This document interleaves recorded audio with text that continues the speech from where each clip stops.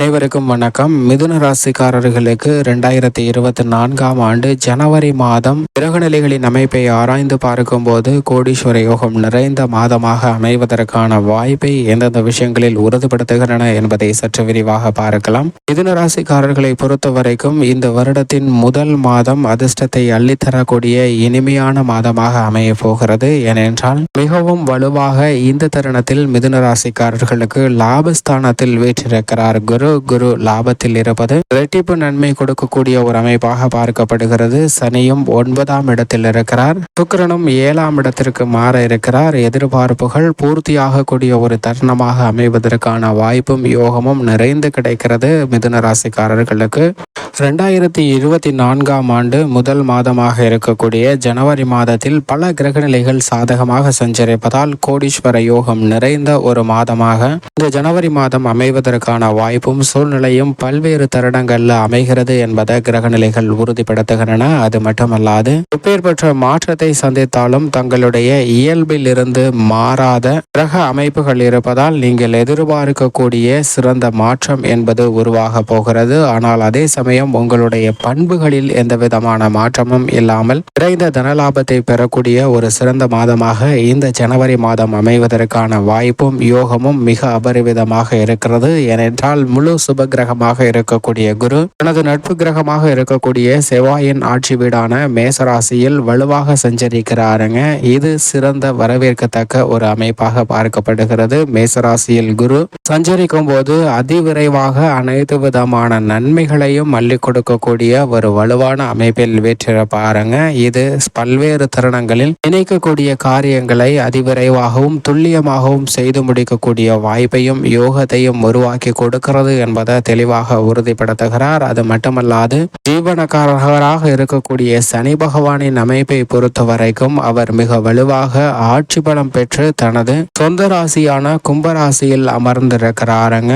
கும்பத்தில் சனி இருக்கும்போது குடகுடமாய் நன்மை என்று சொல்வார்கள். அப்படிப்பட்ட இந்த தருணத்தில் சனி ஆட்சி பலம் பெற்றிருப்பதால் எந்த பணியாக இருந்தாலும் நிறைந்த முன்னேற்றம் நிச்சயமாக உருவாகக்கூடிய இனிமையான தருணமாக அமைகிறது என்பதை தெளிவாகவும் துல்லியமாகவும் உறுதிப்படுத்துகிறாருங்க. சனி ஏழரை சனியாகவோ அஷ்டம சனியாகவோ இருந்தாலும் பெரிய அளவிற்கு பாதிப்பு ஏற்படாத ஒரு சிறந்த தருணமாக அமைவதற்கான வாய்ப்பை இந்த தருணத்தில் கும்பராசியில் வீற்றிருப்பதால் மிக அபரிவிதமான முன்னேற்றத்தை ஏற்படுத்தி கொடுக்கக்கூடிய ஒரு வலுவான அமைப்பில் சனி ஆட்சி பலம் பெற்று சஞ்சரிக்கிறாருங்க.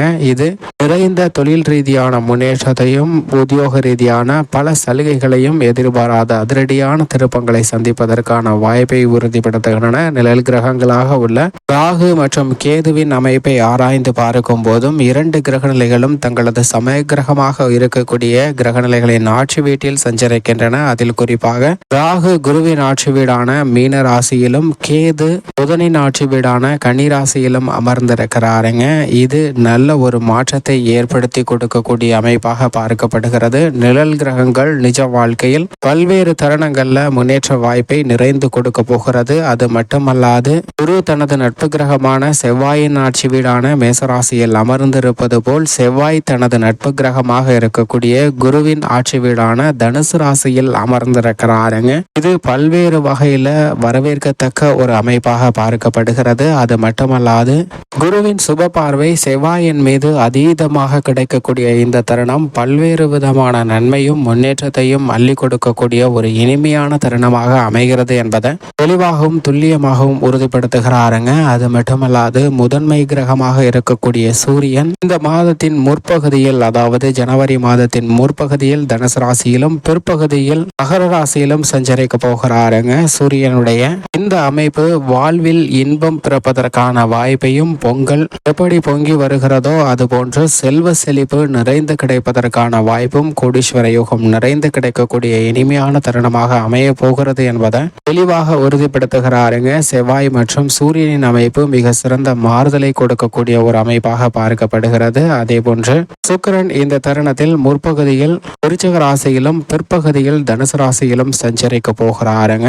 புதனின் அமைப்பை பொறுத்த வரைக்கும் இந்த மாதத்தில் 3 இடத்தில் சஞ்சரிக்க போகிறார். விருச்சிக ராசியிலும் தனுசு ராசியிலும் மகர ராசியிலும் புதன் சஞ்சரிக்க போகிறாருங்க. புதனின் அமைப்பு பல்வேறு விதமான மாறுதலை நிறைந்து கொடுக்கக்கூடிய ஒரு அமைப்பாக பார்க்கப்படுகிறது. சந்திரனை பொறுத்த வரைக்கும் அஷ்டமத்தில் 2.5 தினங்கள் சஞ்சரிப்பார். அந்த தருணத்தில் மட்டும் விழிப்புணர்வுடன் இருக்க வேண்டும். மற்ற தருணங்கள் சாதகமாக அமையும். அதே சமயம் உங்களுடைய பண்புகள்ல மிகப்பெரிய அளவுல சிறந்த முன்னேற்றம் கிடைக்கக்கூடிய மாதமாக அமைய போகிறதுங்க. உதாரணமாக ஒரு பூனை ஒன்று இருக்கிறது. அந்த பூனையை ஒரு நபர் காதலிக்கிறாருங்க. பூனையின் மீது அளவற்ற அன்பும் அளவற்ற காதலையும் வெளிப்படுத்துகிறார். நான் திருமணம் செய்து கொண்டால் இந்த பூனையை தான் திருமணம் செய்து கொன்றுவேன் என்று அடம் பிடித்து தன் தந்தையிடம் செல்கிறாருங்க. தந்தையிடம் சென்று எனக்கு எப்படியாவது இந்த பூனையுடன் திருமணம் செய்து வையுங்கள் என்று சொல்கிறார். அதற்கு தந்தை அப்படி என்றால் நான் ஒரு விஷயம் செய்கிறேன் என்று இறைவனிடம் பிரார்த்திக்கிறாருங்க. பிரார்த்தனை செய்து இறைவனிடம் வேண்டி அந்த பூனையை ஒரு அழகான பெண்மணியாக மாற்றுகிறாருங்க. அப்படி பெண்மணியாக மாற்றியதற்கு பிறகு தன்னுடைய புதல்வனுக்கு அந்த பெண்மணியுடன் திருமணத்தை ஏற்பாடு செய்து நடத்துகிறார். அந்த பெண் உலகத்திலேயே மிக சிறந்த அழகியான தோற்றம் கொண்டவளாக இருக்கிறார். அற்புதமான பல பண்புகளை கற்றுக் கொடுத்திருக்கின்றனர். அந்த தந்தைக்கும் மகனுக்கும் மகிழ்ச்சி அளிக்கக்கூடிய ஒரு அமைப்பாக பார்க்கப்படுகிறது. ஆனால் அதே சமயம் திருமணம் நடந்து கொண்டிருக்கக்கூடிய வேளையில் மணவேடையில் அமர்ந்திருக்கும் போது அந்த மணமேடைக்கு அருகாமையில் ஒரு எலி இங்கிருந்து தாவி குதித்து செல்வதை கண்டவுடன் அந்த மணப்பெண் அந்த எலியை பிடிப்பதற்காக ஓடி விடுகிறாருங்க. இதுதான் நம்மளுடைய வாழ்க்கையில் யதார்த்தமான ஒன்றாக பார்க்கப்படுகிறது. நாம் எப்படிப்பட்டவர்கள், நம்மளுடைய குணம் எப்படிப்பட்டது என்பதை அந்த சூழ்நிலையானது வெளிப்படுத்துகிறது. அதே போன்றுதான் இந்த தருணத்தில் நம்மீது மற்றவர்களுடைய பாசம், அன்பு இல்லை, வெறுப்புதான் அதீதமாக இருந்தாலும் மற்றவர்கள் மீது இருக்கக்கூடிய அன்பு, குடும்ப உறுப்பினர்கள் மற்றும் உறவினர்கள், நண்பர்களிடம் இருக்கக்கூடிய அன்பு உங்களின் பண்பை மாற்றாத ஒன்றாக பார்க்கப்படுகிறது. அவர்கள் எவ்வளவுதான் துரோகம் செய்தாலும் அவற்றை மன்னித்து அவர்களுடைய முன்னேற்றத்திற்காகவும் செயல்படக்கூடிய ஒரு சிறந்த மாதமாக இந்த ஜனவரி மாதம் அமைய போகிறதுங்க. எனவேதான் கிரகநிலைகளின் அமைப்பு இப்படி இருப்பதால் கோடீஸ்வர யோகம் நிறைந்த ஒரு மாதமாக இந்த ஜனவரி மாதம் அமைவதற்கான வாய்ப்பும் யோகமும் மிகவும் அபரிவிதமாக உள்ளது.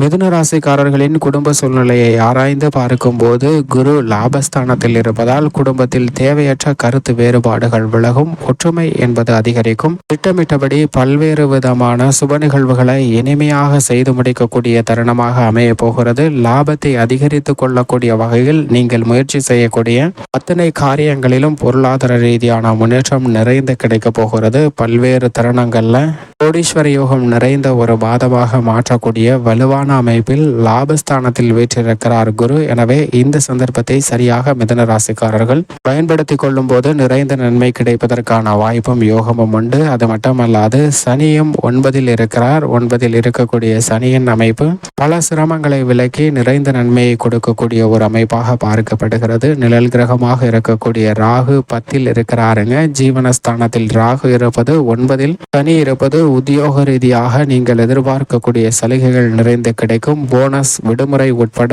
அனைத்துமே மிக சிறப்பாக நன்மையுடன் கூடிய ஒரு அமைப்பாக கிடைக்க போகிறது. தொழிலில் நிறைந்த லாபம் கிடைப்பதற்கான வாய்ப்பு உருவாகிறது. 4ஆம் இடமாகிய சுகஸ்தானத்தில் கேது இருப்பதால் சற்று எதிர்மறையான சிந்தனை தோன்றினாலும் மன வலிமை அதிகமாக இருக்கும் போது அவற்றிலிருந்து நல்ல பலன் நிச்சயமாக உருவாகும். ஆனால் உடல்நல ஆரோக்கியத்தில் மற்றும் கூடுதல் கவனத்துடன் இருக்க வேண்டும். செவ்வாயின் அமைப்பை பொறுத்தவரைக்கும் 7ல் வீற்றிருக்கிறாருங்க. செவ்வாய் 7ல் இருப்பது எதிர்பார்த்த நன்மை கிடைக்கக்கூடிய ஒரு அமைப்பாக பார்க்கப்படுகிறது. சூரியன் முற்பகுதியில் 7லும் பிற்பகுதியில் அஷ்டமத்திலும் நுழைகிறாருங்க. சூரியன் பிற்பகுதியில் அஷ்டமத்தில் நுழைந்தாலும் பெரிய அளவிற்கு சிரமம் இல்லை.